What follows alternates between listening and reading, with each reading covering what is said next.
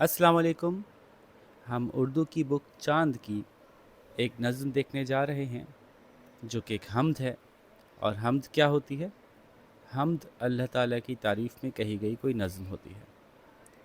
ऐसी नज़्म जो अल्लाह ताला की शान बयान करने के लिए कही जाए उसको हम्द कहते हैं। और हम्द के लफ्ज़ी मतलब भी तारीफ़ के हैं। तो अल्लाह की तारीफ़ हफ़ीज़ जालंधरी साहब की लिखी हुई है। बहुत बड़े शायर थे और बहुत ज़बरदस्त इन्होंने नज़में लिखी हैं। उनमें से एक ये भी है। तो पहले पढ़ के देखते हैं कि इसको पढ़ा कैसे जाएगा। और जिस रिदम के साथ मैं पढ़ूंगा उसी रिदम के साथ आप पढ़ के सुनाएंगे। ए दो जहां के वाली, ए गुलशनों के माली, हर चीज से है जाहिर हिकमत तेरी निराली। तेरे ही फैज़ से है सरसब्ज डाली डाली, पत्तों में तेरी रंगत फूलों में तेरी लाली। ये सिलसिला जहाँ का दुनिया के गुलसितां का, फूलों भरी ज़मी का तारों का आसमां का, सारा है काम तेरा प्यारा है नाम तेरा। अब देखिए इसमें दो जगह कुछ पढ़ने में ख्याल रखिएगा। ये गुलिस्तान नहीं पढ़िएगा, क्योंकि ये जब आप वज़न में पढ़ेंगे तो ये सिलसिला जहाँ का दुनिया के गुल सितां का, दुनिया के गुलिस्तान का नहीं पढ़िएगा बल्कि गुल सितां। इसको ऐसे पढ़ेंगे गुल सितां। ठीक है, जब आप थोड़ी सी बड़ी क्लास में आएंगे तो हम आपको ये समझाएंगे कि वज़न बराबर करने के लिए अल्फाज के अंदर तब्दीली क्यों की जाती है। दूसरा, तारों का और आसमान का ये कहना चाह रहे हैं। ठीक है, ये सिलसिला जो तारों का है और आसमान का है और फूलों भरी ज़मीन का है, ये अलग अलग चीज़ें हैं। तो तारों का के बाद थोड़ा सा पॉज होना चाहिए आसमां का कहने से पहले। ठीक है जी, तो अब पढ़ना आपने सीख लिया। ये सिलसिला जहाँ का दुनिया के गुलसितां का, फूलों भरी ज़मी का तारों का आसमां का, सारा है काम तेरा प्यारा है नाम तेरा। अब इसका मतलब समझते हैं। ए दो जहां के वाली, अल्लाह ताला दोनों जहान के वाली हैं। वाली मालिक, मालिक कह सकते हैं यहाँ पे वाली को। और दो जहां कौन से? ये दुनिया जिसमें कि हम रहते हैं, आज की दुनिया, और एक कल जहाँ जो आखिरत की दुनिया होनी है, क़यामत के बाद जो दुनिया होगी। तो ये दोनों जहान अल्लाह ताला ही उसके मालिक हैं। और जितने भी गुलशन हैं, जितने भी बागात हैं, उन सब के माली। माली क्यों कह रहे हैं अल्लाह ताला को?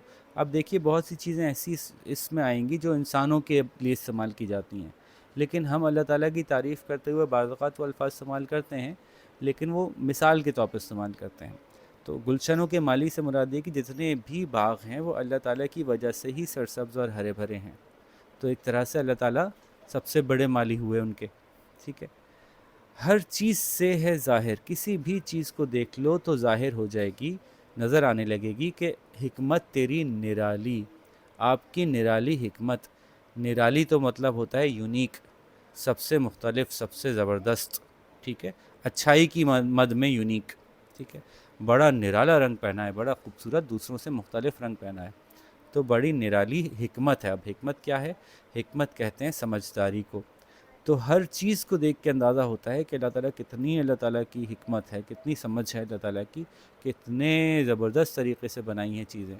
जैसे वो मिसाल के तौर पे कीनू को के अर्क को महफूज रखने के लिए उसके ऊपर जो छिलका है, वो एक छिलके को ही आप गौर से देखें तो कितनी अल्लाह ताला की शान नज़र आती है कि अल्लाह ताला ने किस तरह से प्लान किया है, क्या हिकमत है, क्या विज़डम है, कितने वाइज़ हैं अल्लाह ताला, कितने समझदार हैं। ठीक है, अगेन हम इंसानों वाले अल्फाज इस्तेमाल करने पे मजबूर होते हैं, हालांकि अल्लाह ताला इंसान के से बहुत बड़े हैं।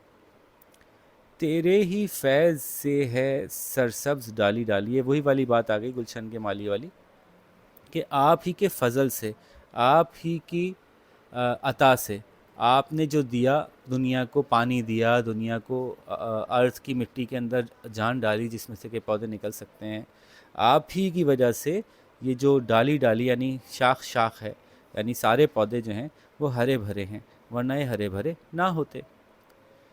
پتوں میں تیری رنگت، پھولوں میں تیری لالی، یعنی جو بھی چیز میں رنگ ہیں وہ رنگ بھی آپ ہی نے بنائے ہیں. یہ اللہ کی رنگت نہیں ہے، بلکہ یوں کہیں کہ اللہ کی وجہ سے رنگ ہے. ٹھیک ہے.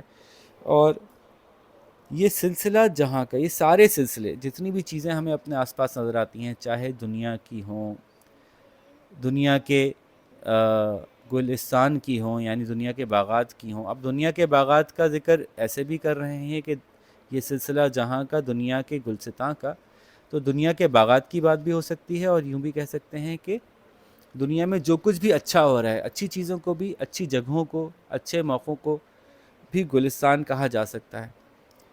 جیسے کہ پیارے پیارے سے بچے اسکول میں بیٹھے ہوں تو ان کو بھی ہم کہیں گے کہ اسکول ایک گلستان لگ رہا ہے، پھول کھلے ہیں جیسے رنگ برنگے. تو دنیا میں جو بھی اچھی اچھی چیزیں ہیں ان سب کا سلسلہ، پھولوں بھری زمین کا سلسلہ، تاروں کا سلسلہ، آسمان میں جو کچھ ہے اس کا سلسلہ، سارا ہے کام تیرا، یہ سب آپ ہی کا کام ہے. اور پیارا ہے نام تیرا، آپ کا نام بہت پیارا ہے. ٹھیک ہے. تو یہ تھا جناب.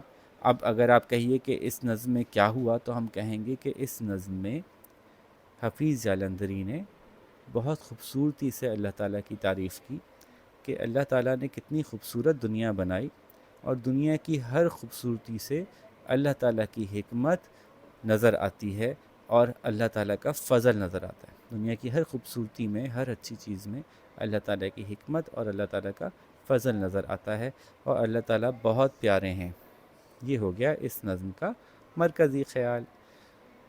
ٹھیک ہے. بعض اوقات بعض نظموں کا مرکزی خیال و خلاصہ جو ہے وہ ایک ساتھ ہی بیان کیا جاتا ہے، تو یوں سمجھیے کہ ہم نے ایک ساتھ بیان کر دیا. ٹھیک ہے بچوں. تو اب آپ بھی مجھے ایسے ہی اچھی طرح سے پڑھ کے سنائیے گا جس طرح سے میں نے پڑھی ہے، اور اپنا خیال رکھیے گا. اللہ حافظ.